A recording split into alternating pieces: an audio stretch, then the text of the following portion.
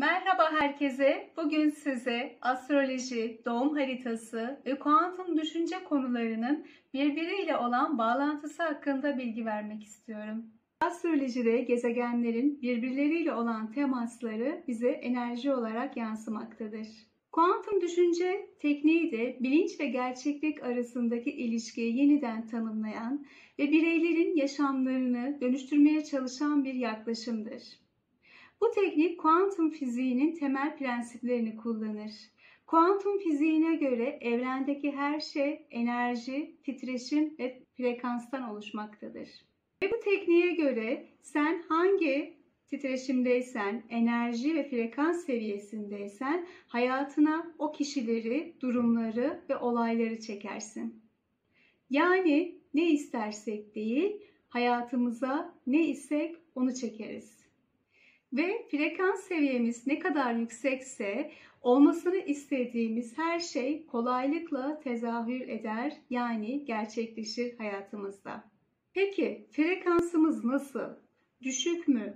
Düşük ise bunu nasıl yükselteceğiz?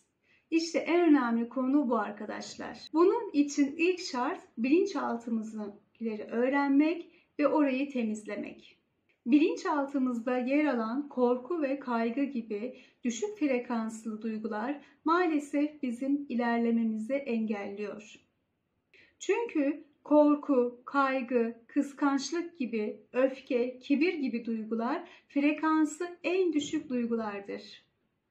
Biz dış sesimizle istediğimiz kadar her şeyi söylesek de maalesef bilinçaltımızdaki korkular o istediğimiz şeylerin olmasını engelliyor.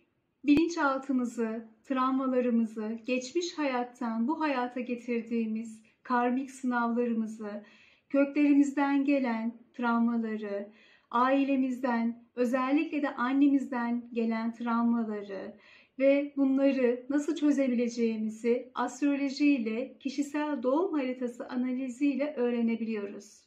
Sadece bunlar da değil, haritalarımızda o kadar çok gösterge var ki. Örneğin elementlerimiz, su elementimiz azsa empati kuramayız. Toprak elementimiz azsa hep güven ihtiyacında oluruz. Hava elementimiz azsa esnek olamayız. Hem bu elementlerimizin az mı, çok mu bunları öğreniriz. Hem de bunları nasıl dengeleyeceğimiz hakkında da bilgiler verir.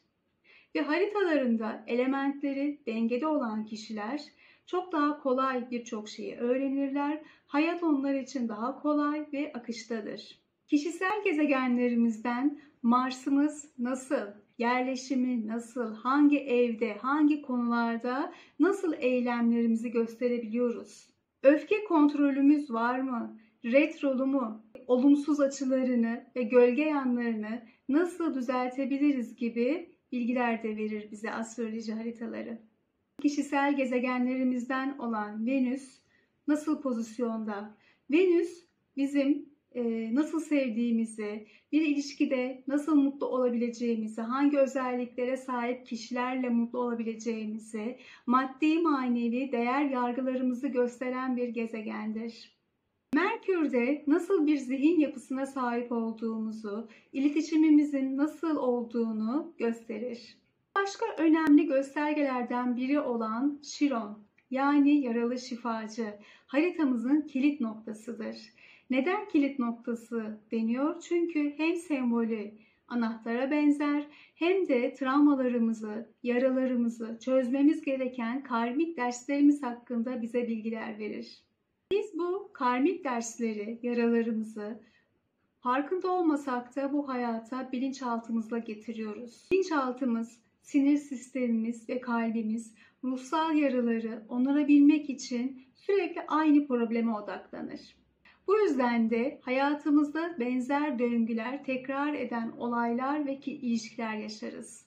Biz bu konuda farkındalığa varıncaya kadar hep aynı kişileri, aynı olayları ve durumları deneyimleriz. Ve bazen deriz ya hani, neden hep aynı, birbirine benzeyen kişiler hep beni buluyor diye. İşte bu yüzden. Kısır döngüden kurtulmamızın tek yolu Şironumuz gibi doğum haritamızda her bir göstergeyi öğrenmek, onların bize ne demek istediklerini anlamak, değişmemiz, dönüşmemiz gereken adımları atmaktır. Ve böylece bilinçaltımızı da temizleyebilmektir.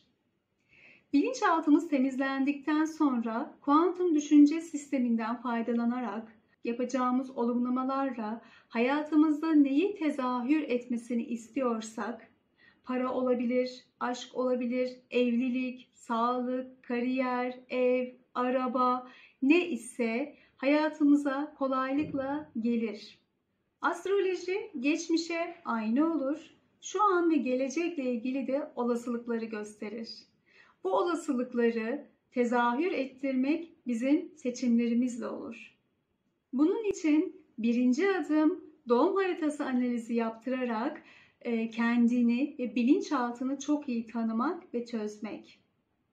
Eğer sen de huzuru, mutluluğu, evliliği, hayatında ne istiyorsan, hayatına kolaylıkla kendine çekmek istiyorsan, tezahür edilmesini istiyorsan haritanı analiz ettirerek ilk adımı atabilirsin.